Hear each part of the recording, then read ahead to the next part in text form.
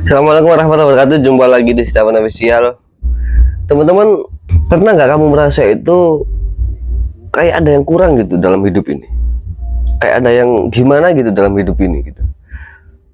Seakan-akan kita itu setiap hari cuma menjalankan rutinitas harian saja, tanpa benar-benar merasakan apa itu sebuah kebahagiaan, apa itu sebuah kepuasan diri gitu.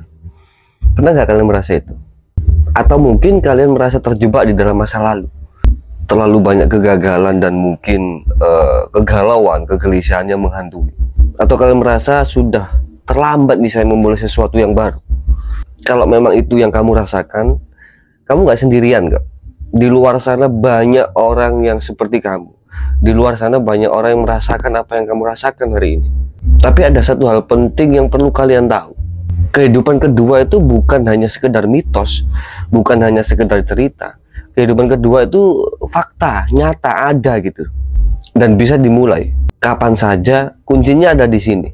Di video ini nanti kita akan bongkar bagaimana caranya kita melakukan atau memulai kehidupan kedua kita.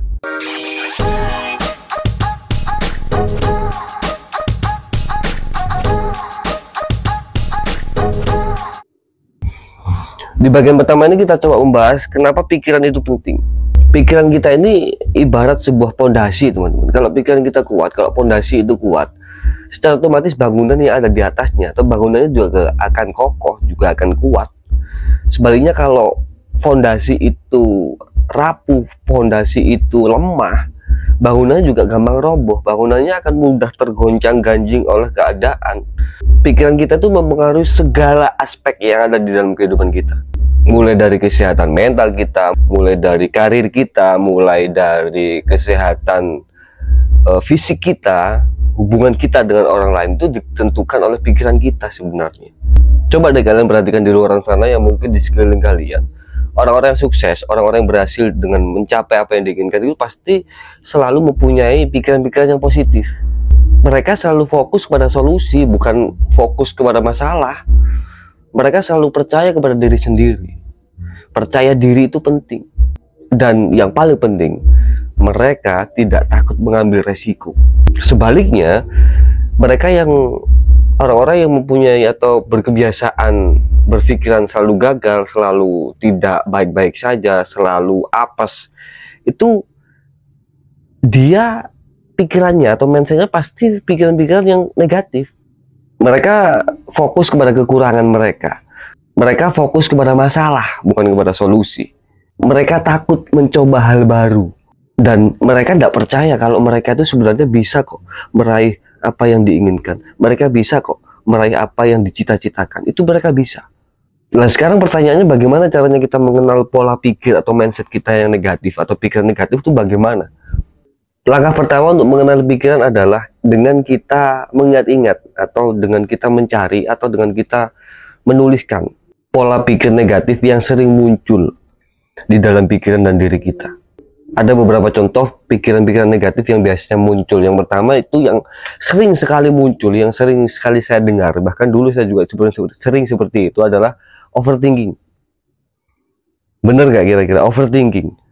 Terlalu banyak berpikir, terlalu panjang, terlalu jauh, sampai-sampai mungkin nggak bisa tidur, nggak bisa fokus dengan ya apa yang dilakukan hari ini, takut melangkah. Ketakutan itu yang muncul pada saat kita overthinking. Bayangkan hal-hal yang negatif, apa yang kita rencanakan terlalu jauh. Yang kedua, nggak percaya pada diri sendiri. Ini adalah penyakit yang sebenarnya ini berbahaya sekali bagi kamu semuanya. Tidak percaya dengan diri sendiri, merasa nggak mampu, merasa takut gagal, merasa nanti kalau orang lain ngomong seperti itu bagaimana, saya kan nggak bisa apa-apa, saya bukan orang pintar, saya bukan anaknya orang kaya, saya nggak punya pendidikan yang baik. Tidak percaya dengan diri sendiri. Yang ketiga, ingin semuanya itu sempurna. Jadi akhirnya kita stres sendiri. Kita nggak pernah merasa puas dengan apa yang kita lakukan. Padahal apa yang kita lakukan, entah itu berhasil atau belum, perlu kita kasih reward kepada diri sendiri. Tapi karena kita punya kebiasaan yang apa-apa harus sempurna, maka kita tidak pernah merasa puas. Stres berkepanjangan dan akhirnya kita ngedown, nggak mau melakukan apa-apa. Yang keempat, biasanya itu kita selalu membayangkan skenario-skenario yang buruk di dalam kehidupan kita, di dalam rencana kita, di dalam apa yang menjadi rencana kita. Itu yang kita bayangkan, itu skenario-skenario buruk. Padahal belum tentu itu terjadi. Bagaimana kalau yang terjadi itu yang baik? Sedangkan waktu kita sudah habis, energi kita sudah terkuras untuk membayangkan skenario yang buruk. Kita selalu membayangkan bahwa kejadian buruk itu pasti terjadi kepada diri kita. Yang kelima itu adalah kita selalu membandingkan diri kita dengan orang lain. Teman-teman dengarkan, saya sudah ngomong berulang kali di video-video sebelumnya. Jangan bandingkan dirimu dengan orang lain. Dirimu dan orang lain itu berbeda. Latar belakangnya beda, pendidikannya beda, pergaulannya beda, mindset, pola pikirnya berbeda. Tujuannya juga berbeda. Jadi jangan pernah bandingkan dirimu dengan orang lain. Pada saat ada orang lain itu sukses, kamu anggap sukses, itu jangan melihat suksesnya.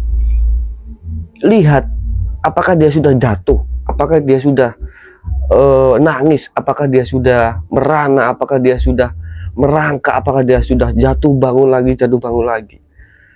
Bandingkan dirimu hanya dengan dirimu yang kemarin.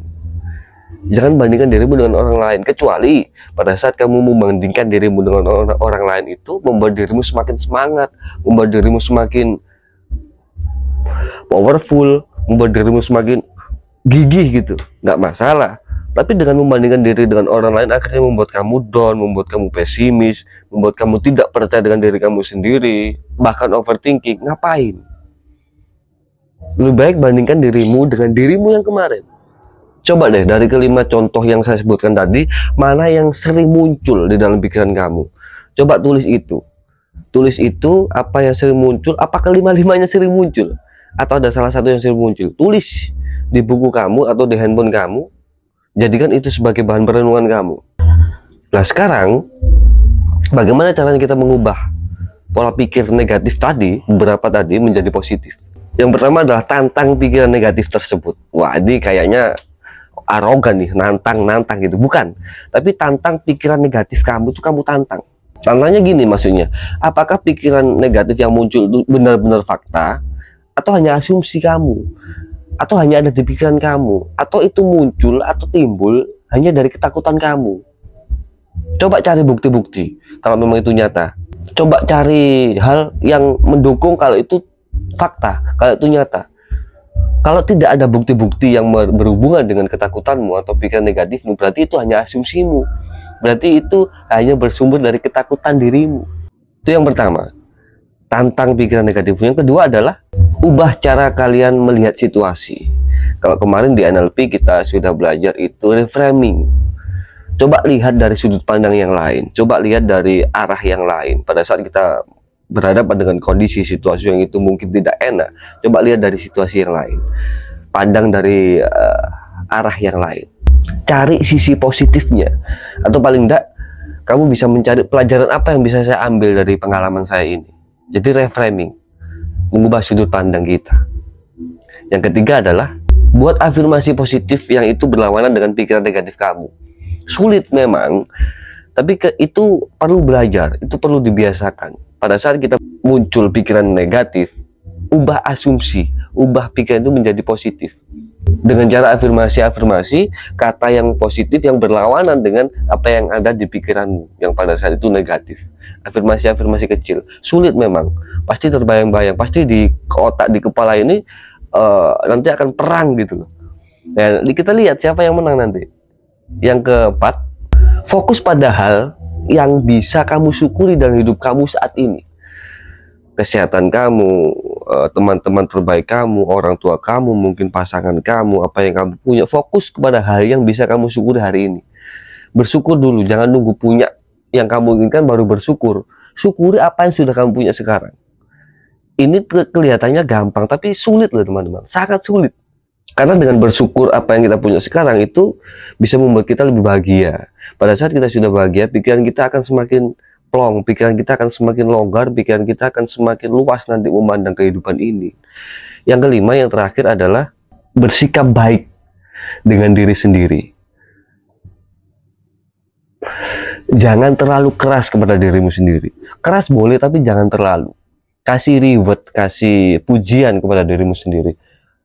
hadap ke cermin. Terima kasih untuk hari ini ya, kamu sudah kuat sampai malam ini. Dari tadi pagi saya sudah beraktivitas bersama kamu. Kamu tidak mengeluh, kamu tetap kuat, kamu tetap sehat. Terima kasih untuk waktunya hari ini. Bicara dengan dirimu sendiri, berikan hadiah mungkin, apalah pokoknya yang buat kamu senang. Hal-hal kecil yang mungkin tidak terlalu mahal apa, pokoknya bisa buat kamu senang. Kasih reward kepada dirimu sendiri. Maafkan dirimu, sayangi dirimu. Mohon maaf ya, hari ini saya terlalu full untuk membuat kamu beraktivitas. Hari ini tadi saya lupa untuk tidak mengistirahatkanmu di siang hari karena terlalu padatnya kegiatan mungkin. Maaf kepada dirimu, maafkan dirimu, dan minta maaflah kepada dirimu. Ingat teman-teman, mengubah pikiran itu butuh waktu dan latihan. Tidak semerta-merta langsung cepat selesai langsung hasil, tidak. Tapi butuh waktu dan butuh latihan. Karena apa? Pikiran-pikiran negatif yang sudah ada di kepala kita, di diri kita ini sudah terprogram ke dalam diri kita, kalau bawah sadar kita. Artinya pada saat kita ingin merubah itu, kita perlu sabar, kita butuh waktu, kita butuh proses, tidak langsung seperti membalikkan sebuah telapak tangan gitu ya. Butuh proses, butuh latihan, butuh konsistensi. Teruslah berusaha, teruslah mencoba, dan yang paling penting, kamu harus yakin bahwasanya kamu dan pikiranmu itu di dalam kontrolmu, di dalam kendalimu, itu bisa merubah dirimu ke arah yang lebih baik dari dirimu sekarang, ke versi dirimu yang lebih baik. Kamu harus percaya itu. Siapa lagi yang menolong kamu kalau bukan diri kamu sendiri? Tentunya dengan Tuhan Yang Maha Esa, gitu ya. Jangan terlalu tergantung kepada orang lain. Jangan terlalu tergantung kepada orang tua kamu. Kamulah sendiri yang bisa merubah dirimu dari yang kemarin mungkin menjadi lebih baik hari ini, menjadi lebih baik besok, menjadi lebih baik lusa, dari mulai hal-hal kecil. Itu teman-teman ya. Jadi terima kasih sudah menonton video ini, semoga bermanfaat, dan bagikan ke teman-teman kamu yang mungkin ingin hidup yang kedua ya, hidup yang kedua ini lebih bermakna. Jangan terlalu overthinking, jangan terlalu pasrah dengan keadaanmu sekarang. Karena apa yang terjadi kepada dirimu hari ini, situasi, keadaan apapun itu juga tergantung pikiran-pikiranmu. Ambil resiko itu, berani mengambil resiko, hadapi resiko yang sudah kamu pilih, dan lakukan sebaik-baiknya. Jadikan dirimu lebih baik daripada dirimu yang kemarin. Jadikan dirimu versi yang terbaik. Terima kasih, semoga kita semua tetap diberi kesehatan, tetap diberi kekuatan untuk melakukan kebaikan, dan tetap diberi otak sehat untuk berpikir, agar kita tidak mudah overthinking, tidak mudah galau, tidak mudah stres gitu ya, untuk menjalani kehidupan yang semakin hari semakin ruwet di tengah gemparan digital, dunia digital seperti ini. Terima kasih. Assalamualaikum warahmatullahi wabarakatuh.